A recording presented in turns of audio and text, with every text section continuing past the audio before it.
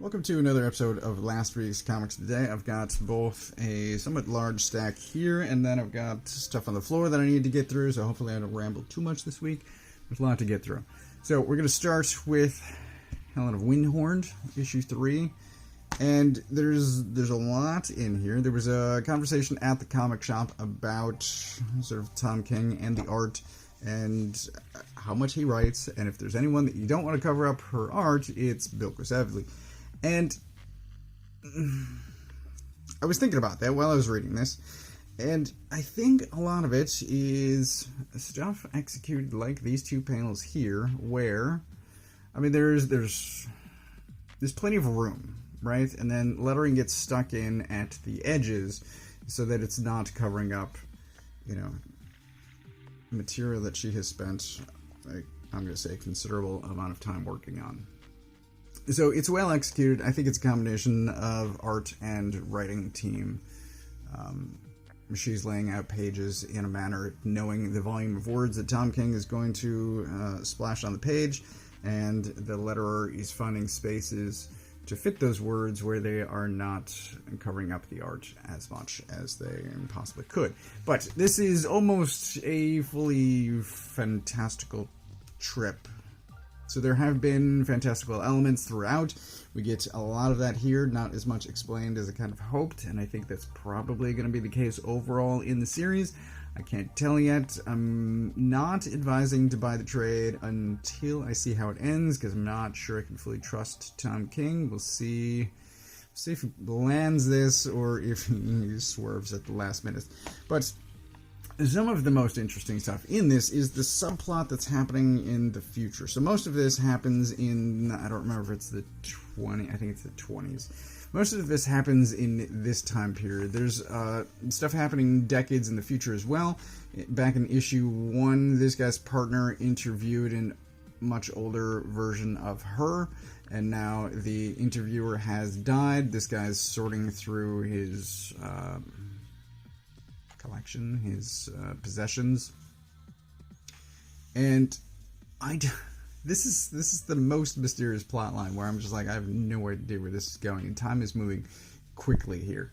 So I think probably another decade or two has passed since the first issue, and it's very strange.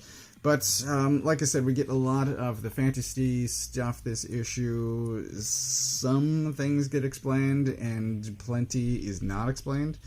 Like this lady. And it's well done. I'm enjoying it.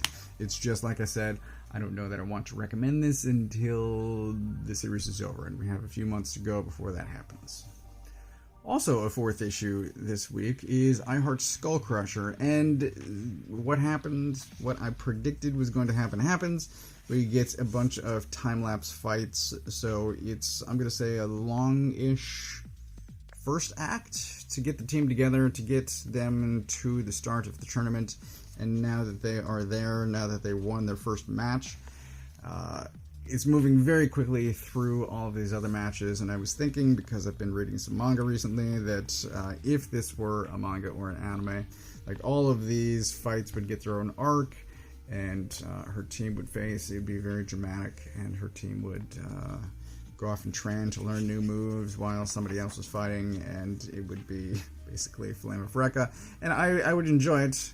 It's just that's not what this book is, and the art continues to be amazing. Skullcrusher gets some screen time this issue, so she meets her at one point, and it's well done. I have no idea where this story is going either, but it is well executed, and if you're interested in a fun and bizarre post-apocalyptic sports book, then congrats, something like that exists. When the Blood Has Dried, issue 3. This is satisfying. So I'm going to say not that much happens, but what does happen is very satisfying. So there is usually stuff happening in the past, and that's definitely happening here. And then it jumps back to what I'm going to say, present, where this guy made an ass of himself last issue, and that continues to be the case here. But sort of the core conflict is between these two, and this guy had given away her bar last issue to people that were trying to kill her years ago, so that's a problem. And they decided to have a duel, an archery duel, which is sort of the bulk of this issue, and it's well done. I don't think I've ever seen an archery duel done in comics before, and it works surprisingly well. Archery. And, oh yeah, death of birds. Yikes. So, it's well done. It doesn't really... it pushes the story forward a bit, but it's otherwise just a well done, well executed comic. And I'm glad for that, because we haven't gotten to some of the bad stuff this week, but I'm grateful for it.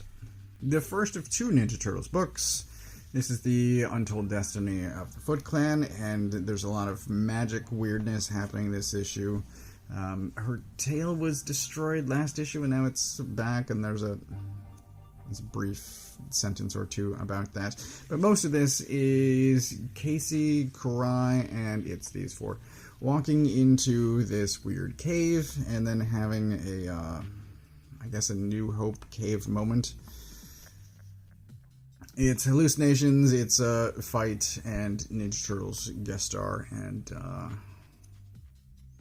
anytime Santaluco is drawing Ninja Turtles, I'm grateful for that. So it definitely moves the story forward. It does explain some of what Casey is doing with Karai as far as that goes, and it's just well executed. I have no idea what that is. There are some editor note text boxes in here about where to learn more about some of the stuff.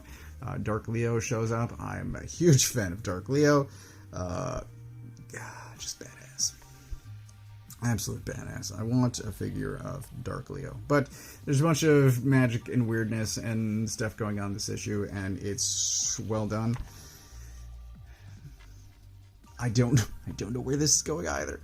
There's a bunch of series that I just can't tell where it's going, where it's leading. This is one of those, and I'm along for the ride. I'm not dropping out. Foreshadowing for some things to come. Now we're getting into it. So, Destro, issue 1. I've largely enjoyed the Energon universe thus far. I'm still confused how Joe syncs up with Transformers, but whatever. It's fine. Duke was a sub-character throughout... What am I talking about? Destro was a sub-character throughout the Duke miniseries. He showed up in Cobra Commander as well. He was well-written. He had some snappy clothes. And in this, he's fully in this outfit the whole time.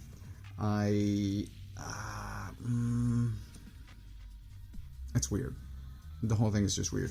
So I know the artist from Birthright is where I took notice of him when he was working with Williamson on Birthright. It was 50 issues of monsters and fighting and mythological stuff, and he was awesome.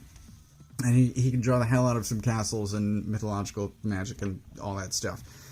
I don't know if he was rushed this time. So more recently, he just finished Dark Ride, again with Williamson.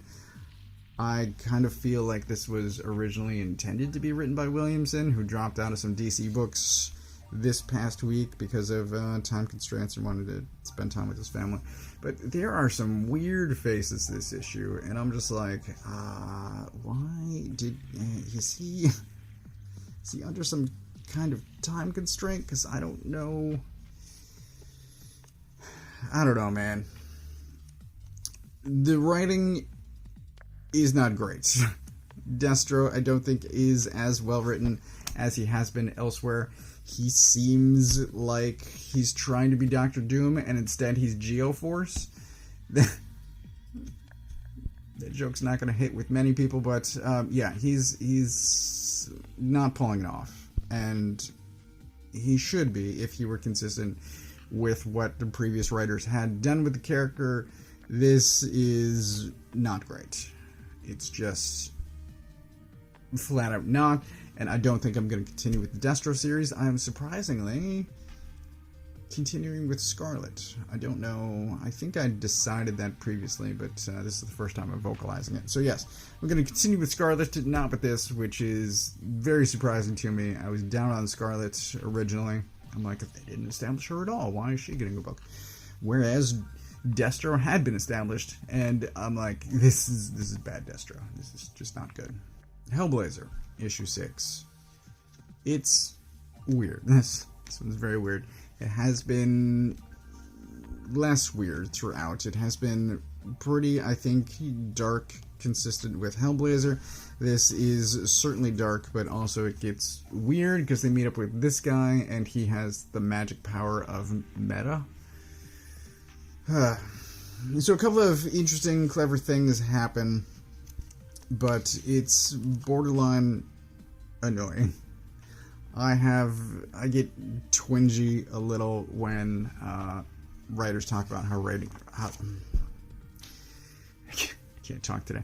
When writers talk about how great writing is. So I've read a couple of books there. They call them a metamancer. I've read a couple of books that talk about how great...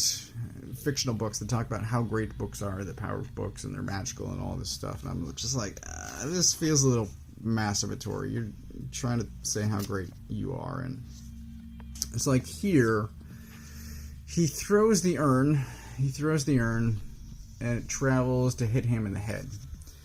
There's a couple of other panels similar to that, where, so he's going back to a previous panel to grab the magical grain of sand, and then it happens again. Constantine pulls off the same trick here.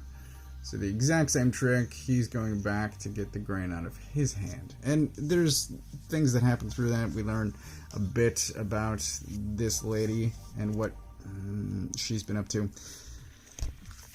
It's well done. I just don't... like, I'm already a reader. You don't have to tell me how great comics or books or stories are. Like, I'm already in. It's like a metamancer. Come on. Just... come on. They are in... so they were in Vegas, and they're trying to get to LA, and it's an 11-issue series. They're on issue 6 at this point. I don't know. Constantine has disappeared by the end of this, so maybe next week they're not, or next month, I should say, they're not going to traverse that far, but, I mean, honestly, from Vegas to LA is not that far of a drive, and they've got half a series to go.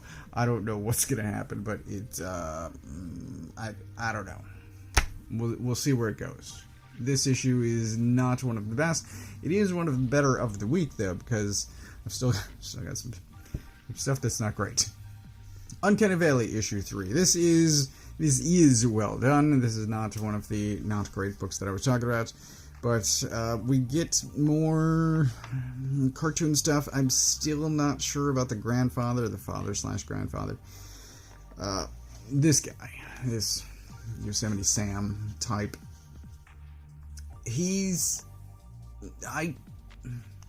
Issue 1, I thought he was a good character. And issue 2 made me seriously question his motives, what he was up to exactly. And issue 3, I think he might be doing something, but for the wrong reason. I think he might be naive, is how I come away from this. I think he maybe doesn't know what he's doing. But it is well told, it's interesting. This real kid has cartoon powers, and we get sort of a Roger Rabbit moment with some, what is this turpentine? It was thinner.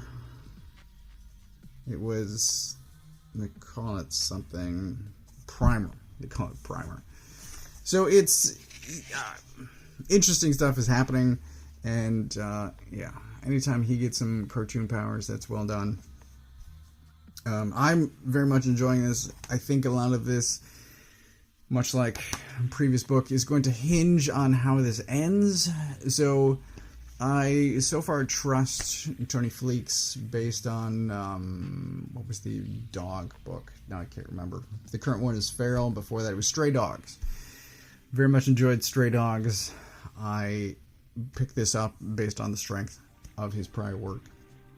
I am very much enjoying it, but I need to see how this ends before I make a general recommendation whether or not to buy this. It's well done on an issue-by-issue basis. I just don't know if he's going to pull off, much like Helen, the landing at the end of it. World's Finest 28. This is mostly this guy here, who is a higher dimensional trickster. He's sort of in the vein of Mxyzptlk and Batmite. He came to Earth, specifically Metropolis, in order to fight the world's strongest, which happens to be Jimmy Olsen.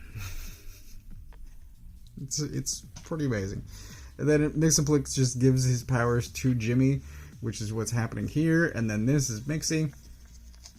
And I love, throughout the series, there has been this Supergirl Robin thing going on, and this panel is another. It's just, it's so well done. It's fantastic. It's highly entertaining. It's funny in all the places that it should be funny. Robin is the one character who's really taken this stuff seriously, but yeah, it's just really well done. And then there's some weird dimensional stuff happening with Batman, Superman, and Batmite as well. Get some of that going on. And Jimmy Olsen has an extremely clever moment later in this, and it's just extremely well done. Writing is great, the art is great. I've been a huge fan of this from the beginning. It's extremely fun. It's I don't know that DC is putting out anything else that's like this, but the art's amazing. It's well written. It's a lot of fun and highly recommended. So we're going to end this week, well, not quite, but on the other Ninja Turtles book this week, The Last Ronin Re-Evolution. This is the continuation of the Last Ronin universe with some new turtles. There is a multi-page sequence here in the middle where April is having a conversation. It's a moral, philosophical question about what is happening, what has been done, and there's plenty of historical information in here as well. Specifically the stuff that happened between Last Ronin and this series. It fills in some of that. And I think some of the best stuff this issue is just this conversation that's happening between Robot Face and April. And the rest of it's not that well written, I have to say. I ultimately don't care.